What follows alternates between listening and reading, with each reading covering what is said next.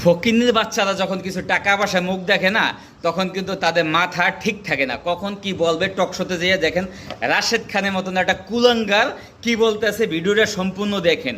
Colonel অলি আহমেদ বললেন, যদি একটা শফিকুর রহমান, নাহিদ ইসলাম এবং মামুনুল হক যদি এক হয়ে রাজপথে নামে, এই সরকার এক সপ্তাহ টিকতে পারবে না। আমি আজকের এই টক শো থেকে কর্নেল অলি আহমেদকে চ্যালেঞ্জ করছি, আপনি আগামী এক সপ্তাহের মধ্যে যদি বিএনপি সরকারের পতন ঘটাতে পারেন, আমি রাশেদ খান রাজনীতি ছেড়ে দেব।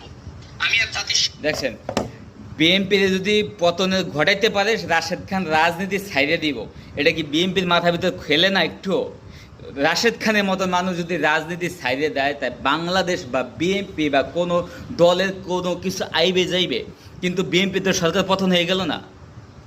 ওর কথা অনুযায়ী ওর চ্যালেঞ্জটা যদি বিরোধী দল যদি গ্রহণ করে, তাহলে বিএনপি সরকার যদি পতন হয় আর রাশেদ খান যদি কোনো দিন রাজনীতি না করে, তাহলে কার কিছু আইবে যাইবে? এই কথাটা আমি চিন্তা করতেছি, বিএনপি ওর মতন একটা কুলঙ্গার কেন তার দলে এখনো রাখছে।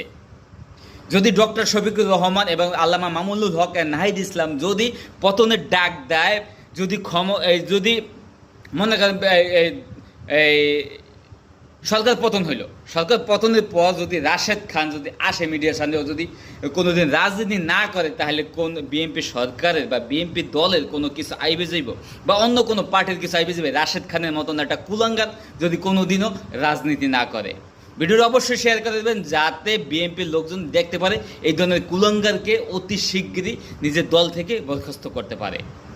ধন্যবাদ সবাই।